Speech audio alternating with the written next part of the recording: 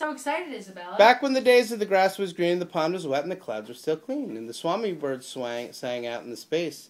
Once I came to this glorious place, and first I saw the truffle trees. But then, and the hummingbirds hummed in the hummingbird pond, and the barbaloos hung out in their barbaloo suits.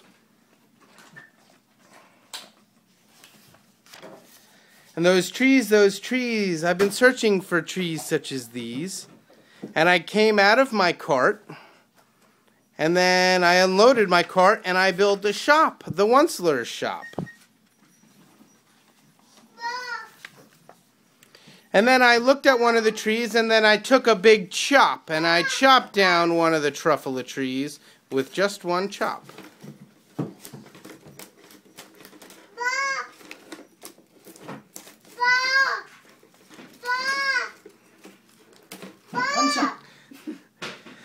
And then out of the trunk came the lorax. And he said, "Mister, what do you do with this sawdusty sneeze? I'm the lorax, I speak for the trees. And I'm telling you, sir, that thing you made was a truffle truft. And what did you make out of the truffle truft? Why, I made a thneed, said the Onceler. And everybody needs thneeds. Why, you'll never sell them. You'll never sell them indeed, said the lorax. I speak for the trees. And then along came somebody and they bought a thneed.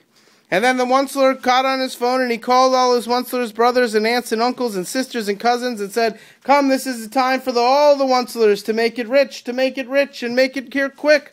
And they passed Weehawken, and then they came down, and then they built all sorts of things to chop those truffle trees down. And they started chopping and chopping and chopping, and then all of a sudden, all the barbaloos started sopping. And they started getting real sad. And the lorax came and he said, "I'm sending the barbaloos away." And they left all in one big line, and they were very, very sad this time. But the Onceler, he didn't care, and he just kept making truffle trees and thneeds and chopping them down and putting them here and there. And they made more and more thneeds, and they sold more and more thneeds, and they said everybody needs a thneed. But the lorax was sad, and the lorax was mad, and the lorax said, "You stop cutting these trees down. You stop cutting these trees. I am the lorax, I speak for the trees." And then the swams said they could not breathe. And they could not breathe because the truffle trees were being chopped down, and the air from the smoggy smog was letting them down.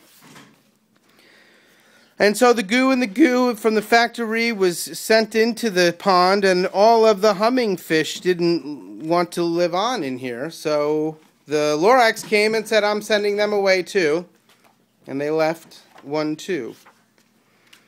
And the lorax came to the Onceler and said, "Why, you're doing this all very bad, and you're doing nobody a favor, and you're cutting all these truffle trees down, and it's very sad." And then, one by one, they all went down until the last truffle tree got cut down. And then all that was left was horrid stuff, and